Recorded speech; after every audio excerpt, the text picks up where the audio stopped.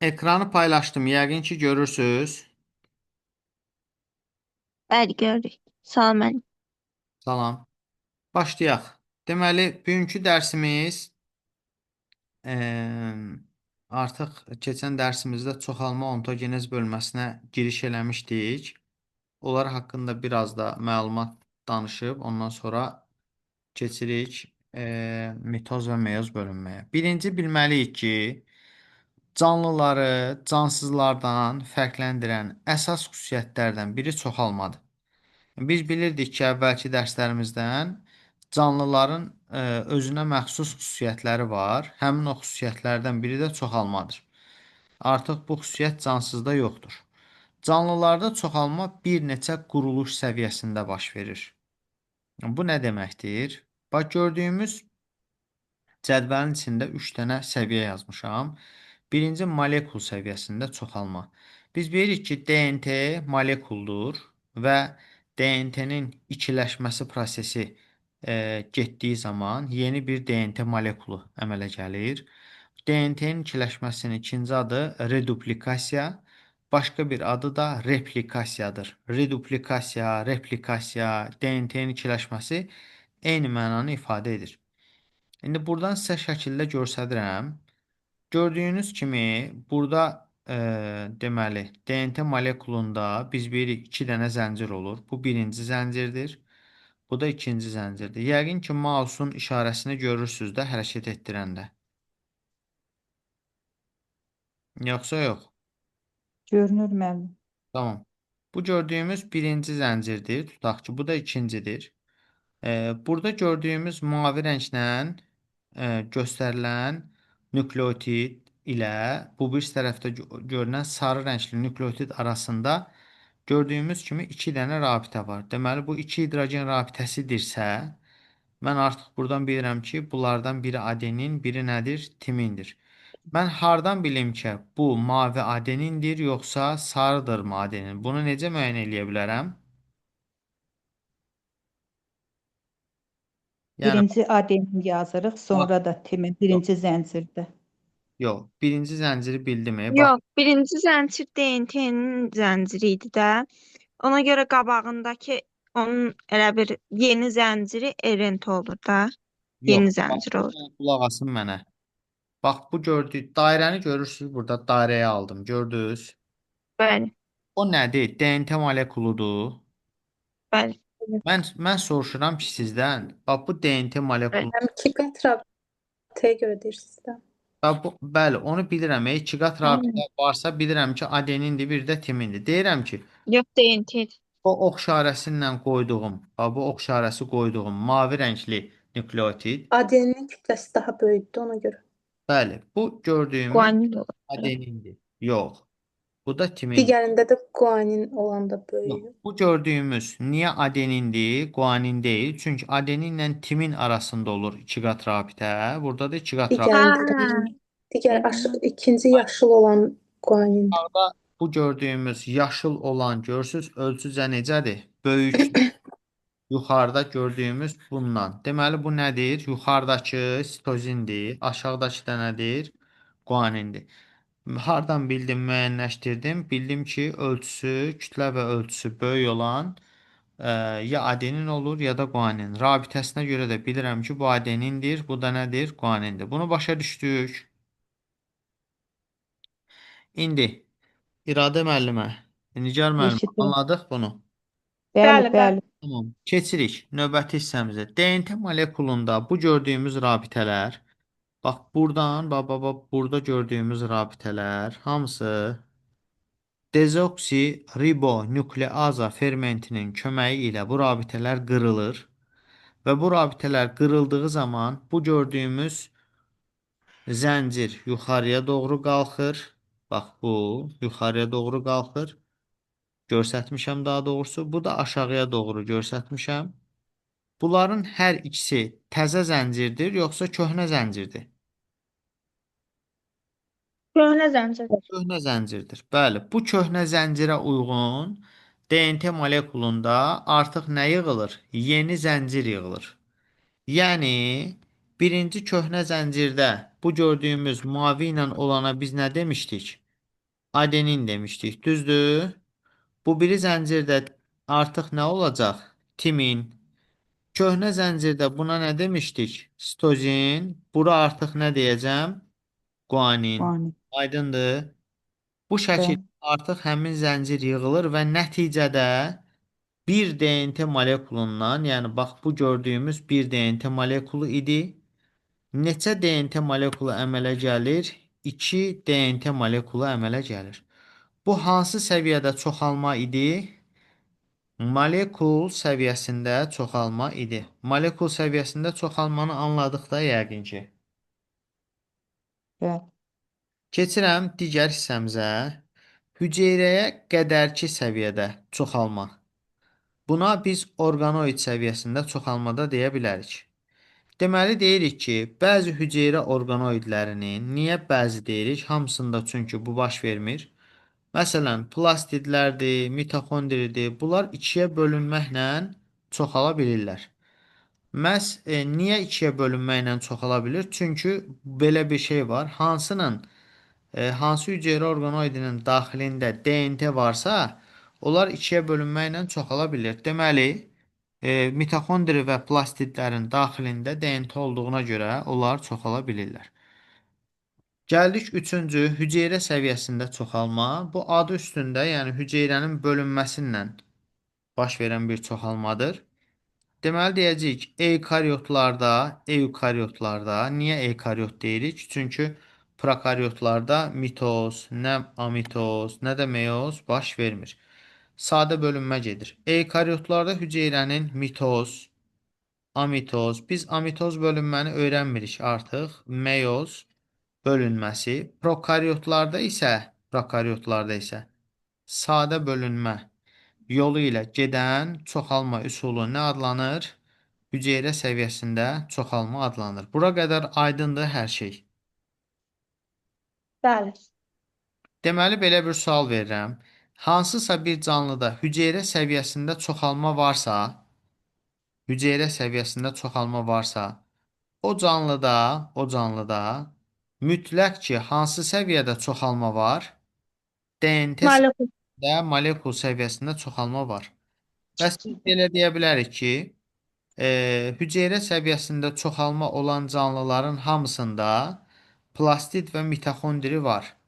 Xeyr, biz bunu deyə bilmərik. Niyə? Çünki plastidi, mitoxondrisi olmayan hüceyrələr var. Məsələn, heyvan hüceyrəsində nə yoxdur? Plastid yoxdur. Bitki hüceyrəsində hər ikisi var. Göbələk hüceyrəsində plastid yoxdur, mitoxondri var. Bakteriya hüceyrəsində nə plastid, nə də mitoxondri yoxdur. Bildiyimiz kimi bunlar məlum məsələlərdir. Və biz öyrənəcəyik ki, canlı hüceyrədə baş verən, bax bu gördüyümüz dəqiqə səhifəni keçdik. Canlı hüceyrədə baş verən, bax bu gördüyümüz böyümə, inkişaf və çoxalma kimi həyati proseslər baş verir ki, birinci yadda saxlayırıq ki, böyümə varsa, inkişaf var. Bu mütləqdir. Amma inkişaf varsa, böyümə ola da bilər, olmaya da bilər. Hal-hazırda bizim beynimiz günbəgün inkişaf edir, amma böyümür. Amma bizim hər hansı bir orqanımız, bədənimizdə olan hər hansı bir orqan böyüyürsə, demək ki, o inkişaf edir. Və dediyimiz kimi böyümə, inkişaf və çoxalma həyati proseslərdir. Həyati proseslərdir. Bu hüceyrənin həyat dövriyyəsi və ya nə adlanır? Həyat sikli adlanır. Həyat sikl elə dövriyyə deməkdir, dövr deməkdir, adlanır və hüceyrənin həyat sikli 2 dövrdən ibarətdir. 2 dövrdən ibarətdir. Bunlar önəmlidir. Bunlara diqqət eləməliyik. Bircə dəqiqə müəllimlər.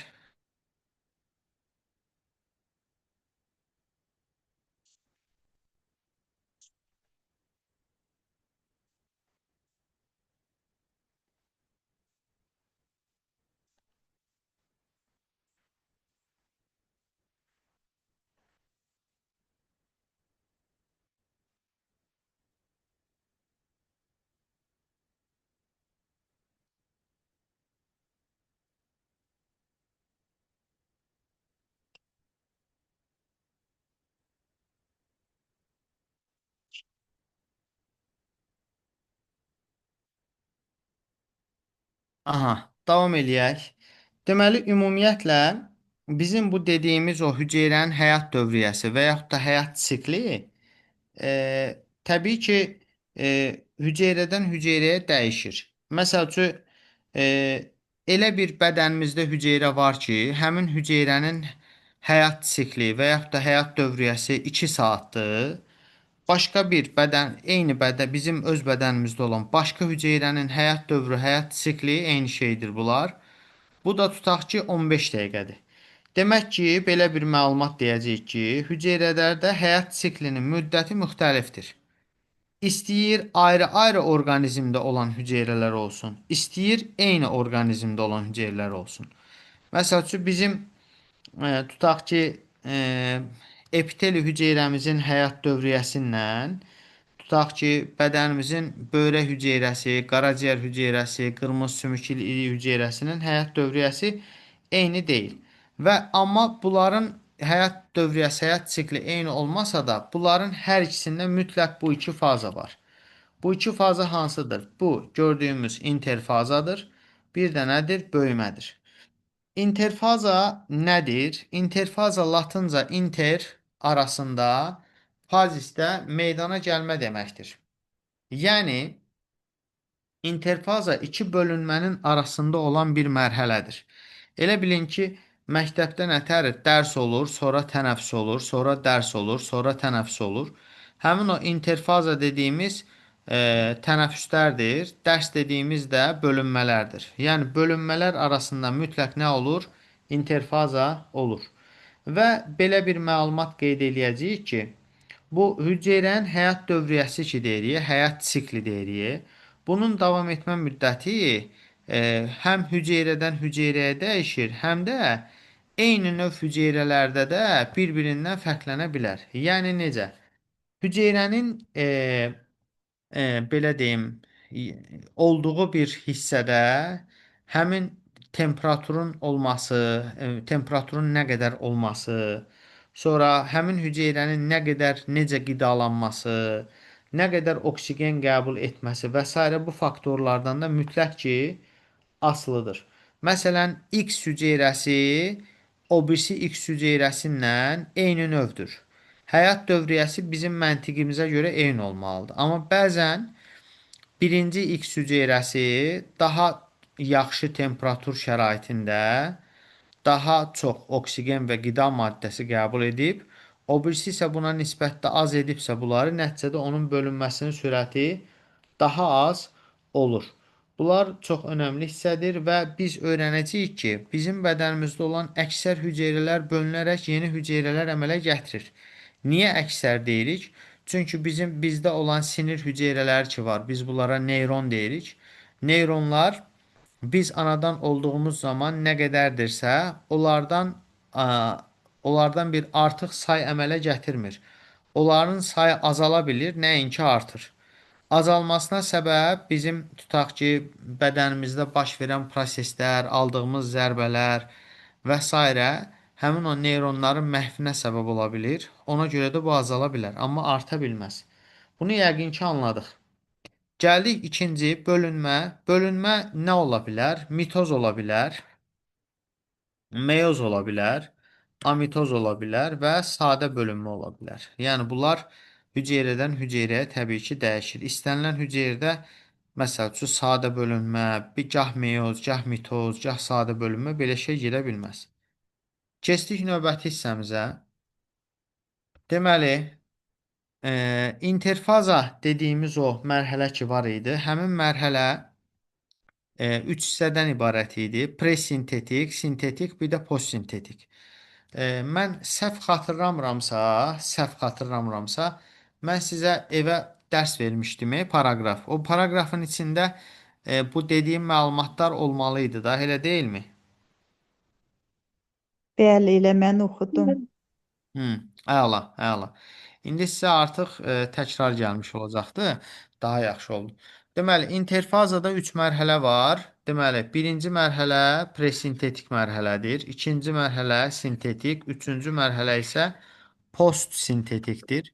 Əvvəlcə bunu deyək ki, pre əvvəl qədər deməkdir. E, yəni pre o deməkdir ki, presintetik deyiriksə, yəni sintetikdən öncəki, sintetikə qədərki mərhələdən söhbət gedir. Presintetik mərhələdə nələr baş verir? Bunu bilməliyik. 1. RNT bilirik nədir və zülallar əmələ gəlir və DNT-nin sintezində iştirak edən, baxın, fermentlərin aktivliyi yüksəlir. Yəni, presintetik mərhələdə DNT-nin sintezində iştirak edən sadəcə fermentin aktivliyi yüksəlir. Yəni, DNT sintez olunmur. DNT-nin sintez olunması sintetik mərhələdədir. Gəldik sintetik mərhələyə. Bu gördüyümüz RNT və zülalların sintezi neynir? Davam edir. Harda başlamışdı? Hansı mərhələdə? Presintetik mərhələdə başlamışdı, yəni birincidə. İkincidə də neynir? Yenə davam eləyir. Gəldik. Sintetik mərhələdə əlavə nələr baş verir? Deməli, DNT və hüceyrə mərkəzinin, DNT bilirik nədir? Hüceyrə mərkəzində öyrənmişik. Hüceyrə mərkəz bilirdik sentriollardan ibarətdir. Sentriollar da mikroborcuqlardan.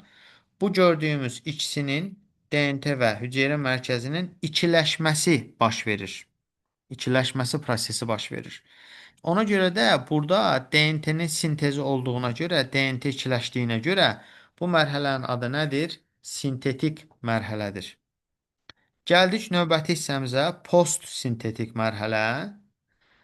Post-sintetik mərhələdə ATF şəklində enerji toplanır. Yəni, yuxarıdakı presintetik, sintetik mərhələlərin heç birində belə bir şey öyrənmədik və zülallar sintez olunur. Amma biz bilirdik ki, birinci mərhələdə də zülal sintez olunur, ikincidə də, məhz üçüncüdə də zülal sintez edildi. Bu zülaldan nə əmələ gəlir? Baxın, görürsünüz, adda mötərizdə qeyd etmişəm. Bölünmə vətərlərinin yaranması üçün zülallar sintez olunur. Və postsintetik mərhələdə ikiyə bölünməklə mitoxondri və plastidlərin sayı artır. Niyə mitoxondri və plastidlər ikiyə bölünə bilirdi? Bayaq dedik. Niyə bölünə bilirdi? Yadımızda qaldı. Çünki DNT-si var. Ona görə də ikiyə bölünməklə çoxala bilir. Deməli, indi gəlin nəyi müəyyənləşdirək? Deməli, sintetik mərhələdə, presintetik mərhələdə, daha doğrusu, düsturumuz budur. 2N, 2S. Yəni, 2N, 2S düsturuna baxanda buradan bizə məlum olur ki, buradakı xromosomlar neçə xromatidlidir? 2 xromatidli yoxsa 1 xromatidli? 2. İki. Yox, Xromat. 1 xromatidli. Bunu 1 nə xromat. etdik? 4 idi. Buradakı 2N ilə 2C, bunlar bir-birinə bərabərdir də, düzdürmü? Bəli. 2-ni 2-yə böləndə 1 eləyir də. Əgər burada 2N, bax indi sintetik mərhələyə baxın. Sintetik mərhələdə DNT-nin ikiləşməsi getdiyinə görə, DNT-nin ikiləşməsi getdiyinə görə, burada artıq baxın diqqətlə 2N 4C yazdım. Deməli, burada 2N-in 4C-yə nisbəti 1-in 2-yə nisbətidir. Ona görə buradakı xromosomlar neçə xromatidlidir? 2 xromatidlidir.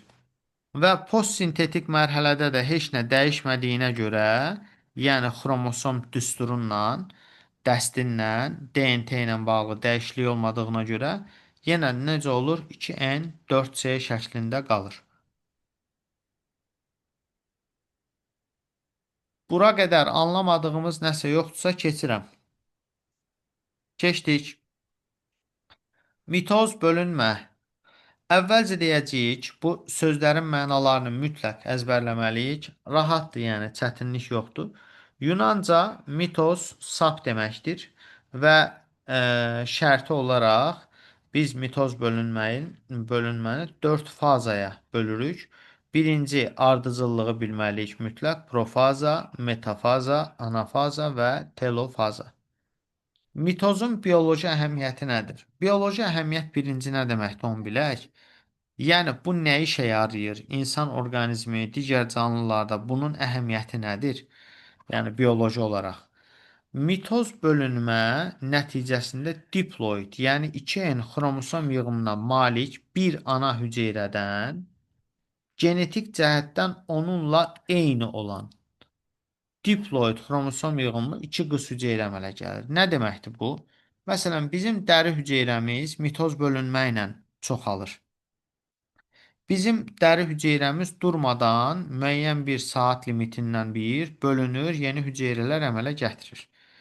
Həmin o dərimizin yeni əmələ gələn hüceyrəsi də, köhnə hüceyrələrin də hər birinin genotipi eynidir. Çünki mitoz bölünmə zamanı əmələ gələn hüceyrələr genetik cəhətdən eyni olur əvvəlki hüceyrələrlə. Sadəcə mitozda nə edirik? Bir dənə hüceyrədən 2 dənə hüceyrə əmələ gəlir. Bunlar da e, yeni əmələ gələn hüceyrə olduğu üçün biz buna qız hüceyrə deyirik.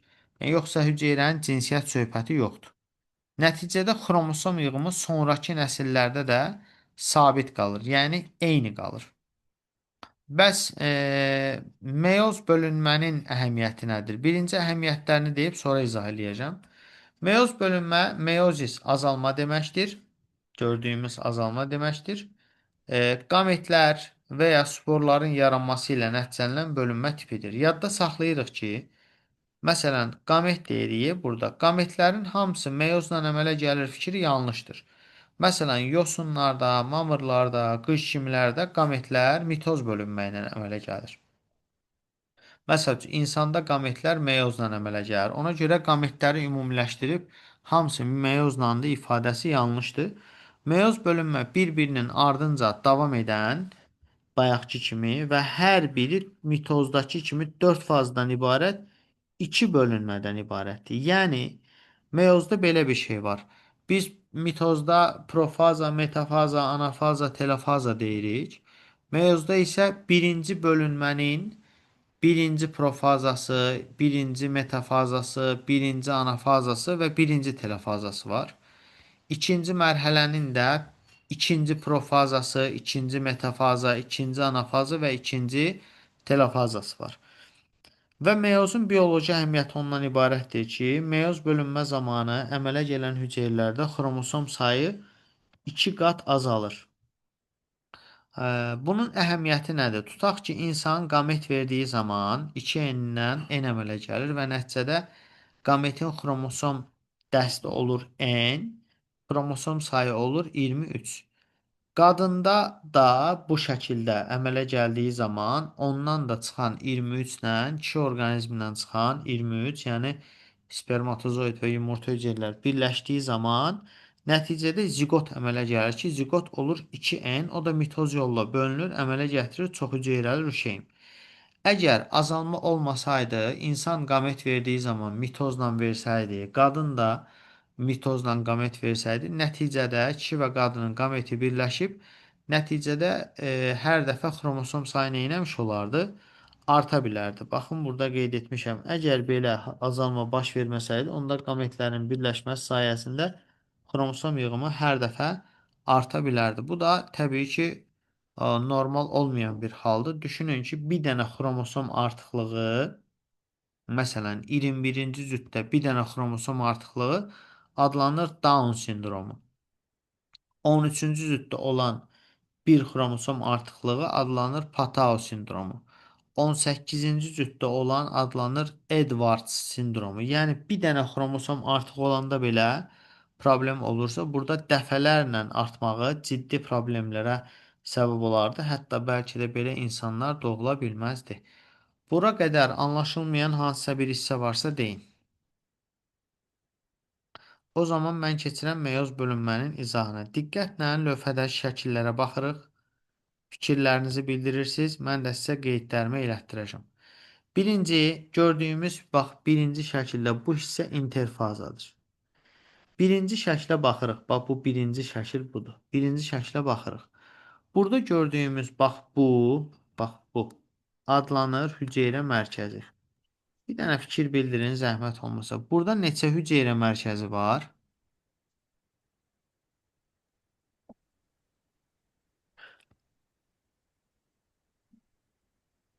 Orada neçə dənə hüceyrə mərkəzi var? Bir dənə. Bir dənə, bəli, bir dənə. Burada olan bu hissə, bax bu hissə sitoplazmadır. Məsəl üçün, bura nədir? Qılafdır. Bu nədir? Nüvənin membranıdır. Bura nədir? Karyoplazmadır. Bu gördüyümüz nöqtə kimi olan nədir? Nüvəcikdir. Və burada xromosomlara baxın, bir dənə fikir bir. Bax, bura görürsünüz 2N2S yazılıb. 2N2S yazılıbsa, demək ki, buradakı xromosomlar neçə xromatidlidir? Bir mən. 1. Bəli, buradakı xromosomlar 1 xromatidlidir. Anladıq bunu, əla. Gəlirik növbəti hissəmizə. Gördüyümüz ikinci şəklə baxırıq. İkinci şəkildə artıq hüceyrə mərkəzinin sayı neçə dənədir? 2 dənədir, görürsünüz? Hüceyrə mərkəzi artıq neyniyib? İkiləşib. Sizcə hüceyrə mərkəzi ikiləşibsə, artıq sintetik mərhələ baş verib, baş verməyib? Baş verib. Verib. Verib ki, bəli. Baş verib ki, ikiləşir. Bəli, ikiləşibdir. Və eyni şəkilə diqqətlə baxdığınız zaman buradakı xromosomlar bu düstura əsasən də bilərəm ki, neçə xromatidlidir? 2 xromatidlidir. Deməli, artıq bu mərhələdə DNT də artıq neyiniyib? İkiləşibdir. Düzdür? Fasilədir. Fasilədən sonra inşallah davam eləyəcəyik və mitozu inşallah yekunlaşdıraq, sonra meyoza keçərik. Evet.